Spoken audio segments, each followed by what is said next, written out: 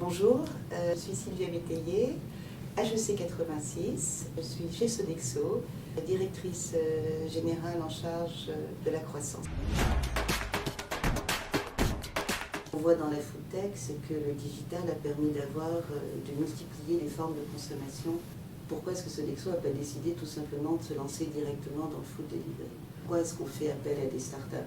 C'est parce qu'en fait, les startups ont une connaissance du consommateur, elles ont une connaissance du digital qu'on n'a pas nécessairement dans une grande boîte. Alors, comme c'est moi qui signais le partenariat, je peux vous en parler. L'intelligence naturelle, c'est de pouvoir prévoir les besoins d'un consommateur. On se dit que ça, c'est aussi un vecteur extraordinaire pour l'intelligence artificielle. Parce que si on arrive à collecter cette connaissance qui est à l'intérieur de nos 460 000 collaborateurs, de comment on peut rendre le service agréable, comment on peut toucher l'âme, c'est ça le service, c'est un être humain qui touche l'âme d'un autre être humain. Et si ça, on peut injecter là-dedans du prédictif, du big data, et ben on sera vraiment bon. Et le partenariat avec Microsoft, c'est ça. Je répondrai qu'on a beaucoup de gens sur site qui pensent constamment à des applications étonnantes. Et on voit des choses... par exemple, nos équipes qui travaillent dans l'activité senior, où il y a, c'est des petits sites, pensez à des maisons de retraite par exemple, où il y a beaucoup de choses à faire. Il faut soulever beaucoup de choses, des personnes, il faut soulever du matériel, c'est généralement des petites équipes. Donc ils m'ont dit, il faudrait qu'on regarde les exosquelettes qu'on a au Japon. Parce que ça permettrait à nos équipes de travailler en sécurité.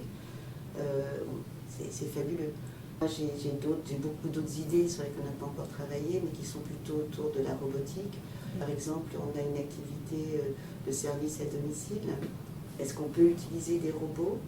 Oui, donc l'innovation, c'est pas ce qui manque. Et puis parfois, c'est des innovations qui ne sont pas digitales. Est-ce qu'on peut utiliser des fourmis, des insectes dans nos repas? On a vu ça quand on était à Vivatech. Technologiquement ou pas, notre grande capacité, c'est si on peut libérer la créativité de nos équipes, alors là, il n'y a pas de fin à l'innovation. Donc je pourrais continuer pendant des heures. Les problèmes de l'industrialisation alimentaire, c'est qu'on mange beaucoup trop de viande. Donc ce qu'on fait, c'est d'essayer dans toutes nos activités de réintroduire ce qu'on appelle des plant-based menus pour qu'on soit sur quelque chose de plus végétal et de meilleur pour la santé. Il y a quelque chose d'assez curieux dans la flexibilité au travail, c'est qu'on augmente la flexibilité des collaborateurs au travail, le télétravail, etc., on augmente leur engagement. Ça veut dire qu'ils sont plus heureux, mieux. Mais il y a aussi une corrélation inverse avec la loyauté. Ça veut dire qu'ils seront tout aussi heureux de travailler pour quelqu'un d'autre. Et donc il y a une grande problématique des entreprises qui est comment est-ce qu'on ramène les gens sur les sites. Dans la qualité de vie, il y a quelque chose qui s'appelle le lien social. Et qu'on vient au travail aussi pour se créer une vie sociale et un lien social. Le travail qu'on a fait avec Microsoft, c'est d'essayer de comprendre les populations qui sont sur les sites pour qu'ils travaillent de façon plus qualitative, ce soit plus confortable, et que pour eux, ce soit en fait une joie de venir travailler. L'hiver dernier,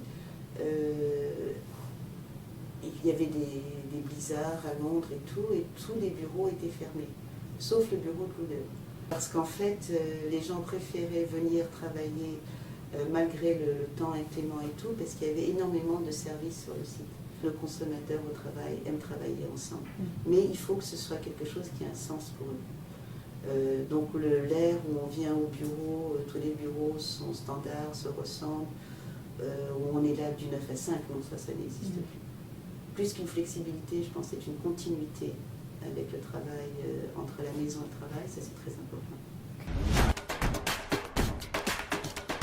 Vous savez, quand j'étais à HEC, déjà on n'était pas des femmes, on était des filles. Ma carrière, elle a démarré à une époque qui était très différente de maintenant.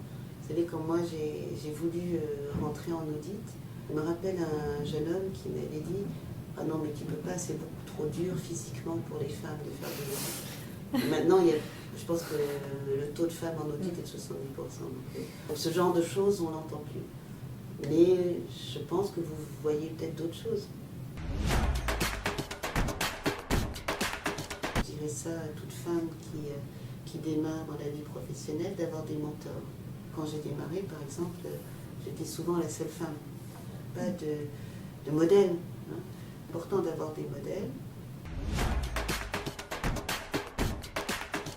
De base, ma réponse sur ce que j'ai vu quand ma fille était sur le campus, donc elle est sortie en 2014, les statistiques de femmes sur le campus sont parlantes. Hein. Il y a plus de femmes que d'hommes maintenant admises à HEC.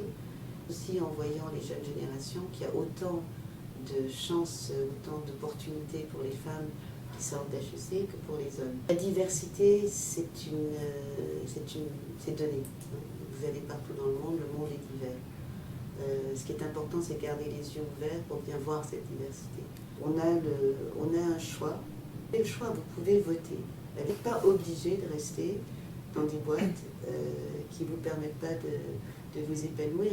Et je le dirais pour des hommes aussi, parce que quand on traite des femmes mal, c'est généralement on traite tout le monde mal.